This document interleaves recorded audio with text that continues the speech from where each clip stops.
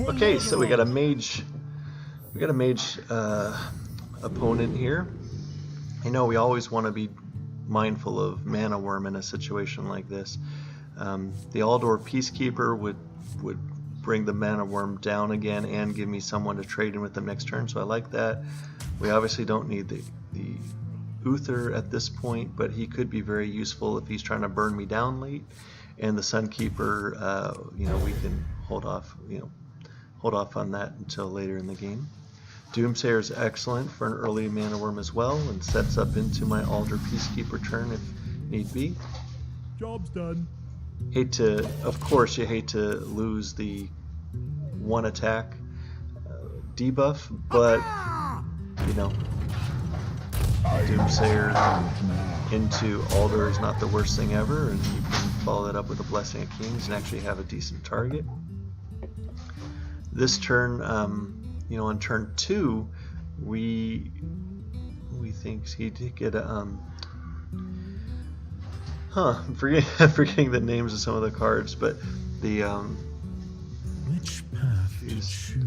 I've been playing Hydrologist in this so long, I'm forgetting the name of the 2/3 lady that gives you the secret, but that'd be 2, 4, 5 plus hero power 6. It's a little too close for comfort for the Doomsayer, so we're gonna go ahead and play the Doomsayer now. Someone will say and comment what it is, and everyone will be laughing at me for forgetting the name of one of the most popular and broken cards in the game right now, and that's okay. Enjoy. All right, so we're gonna go ahead and play the 3/3. Just get a little bit of tempo on board. Now he may have. Okay.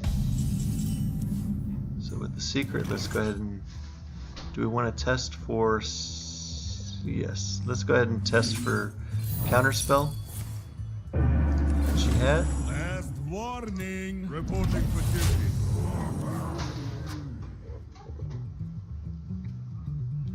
Next turn possibly be a Blessing of Kings. With him not playing as Arcanologist yet, I have doubts that his next spell is going to be a counter spell. I'm late. I'm late. Of course, we can't know that for sure, but I would think there's a reasonable chance that he does not have counter spell. Let's check first. Okay, just checking for Ice Barrier. Now this is a tricky one because if I play the Blessing of Kings and it turns out to be counter spell, then that would be a pretty harsh turn. I can always play the Stonehill and Hero Power this turn. That helps me power up my Corridor Creeper. But if I play the Blessing of Kings for my 7/7 and I get to wipe out his Cabal Crystal Runner, I think with 21 cards left, I think that this should be something other than a counter spell. And almost no one plays Spellbinder, so let's go ahead and try this. It's the second counter spell, so we got a little wrecked on that, but you know, I just thought with the odds of you know, he's only been a third through his deck, and he's got a lot of spells. He's got enough spells that he's running Cabal Crystal Runner and, you know, Arcanologist and all that, so I just felt like that was more likely to be Explosive Runes or something along those lines. In either case, at this point, he definitely doesn't have a counter spell, so we should be good to Last warning. make the trade. Reporting for duty. The battle. You need to try to slow down the burn that these tempo mages can put out, because, you know, they obviously can take you out with just the burn. So at this point we've played 3 spells, but only one has procced for the Lynessa. We could really use a Spike Ridge Steed, but right now we've got a Defender. That's a really welcome Tyrion, and if this... Okay. I was thinking if this was a... Okay, let's go ahead and play the Mana Worm. Reporting for duty. Yeah, I was thinking about if that was a mirror entity, that would be a really good target for that to hit onto a stone hill. So we've got a really good 7, 8, or 8, 9 turn right now. We'll heal up a lot with our Uther. We'll stall out with the Tyrion. Or 2 Tyrions. Put your faith in the light. Now he can clear this, but that's okay because it would clear his board as well, and we have another Uther we can play. At this point, we're getting close enough where I'm probably not going to play the second Uther anyway, which would make this a bit of a wasted weapon, but then we can re-equip our Uther after this. We're at a point now where he could double fireball, so you know we're too close for comfort. We're going to have to play the Uther next turn. Heal up. Uther's worth a lot of life, by the way. At 20 life, you're going to get the 5 armor. You're going to get the if you attack 3 times with it, you're going to get all that. This is interesting as far as I don't think he has the double fireball, or he would have played it. This does give me an opportunity to check for explosive runes. Put your faith in the light. This is great. So he just procced the explosive runes on my entire explosive rune procced on my divine shield, because if you don't know, explosive runes checks for the health of the minion first and deals that much damage, and if it happened to go to a divine shield, then it gets completely absorbed. So that's the reasoning for that play. Now we can play the Righteous Protector, and we are not going to put ourselves into lethal range by attacking either of these. We will let these guys attack in our minions, and next turn we will Uther.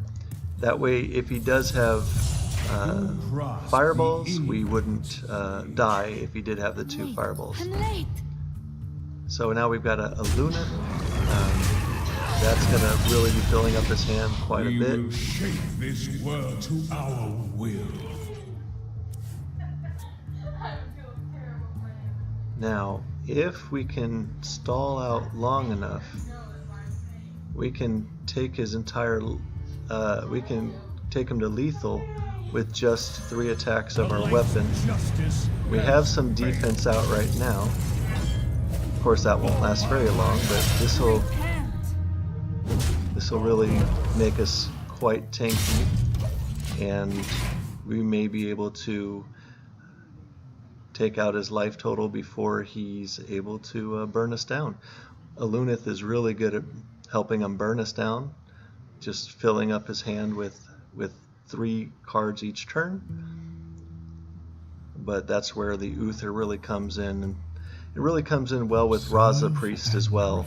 Gives you a chance to heal up at the end, but Raza Priest is Raza Priest. You know, really, it can almost do what it wants with just trying to burn you down from like 28, I think. I know it's at least 24. They can take you down from 1 turn, but I think it might even be 28 life in 1 turn. So you can only heal up to 30. It's not necessarily the counter to Raza, but it helps. But especially in this game, it's looking like the Uther with the lifesteal and the 5 attack is really gonna pay dividends. The rope's burning. He's got a lot of cards in hand. He may have left.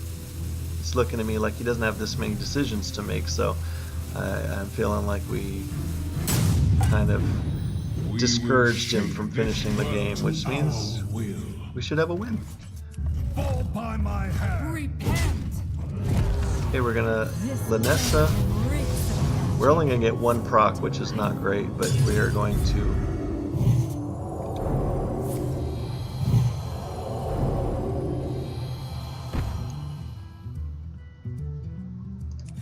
put on the 2/2. The time has come. And this should be game, and I don't want to risk him burning me down. That's why I took the time to play the extra one. But anyway, looks like GG. So we can scratch Tempo Mage off the list, and let's go ahead and finish him off with the Uther attack. Hope you enjoyed that one, and we'll see you soon. Come back for the next one.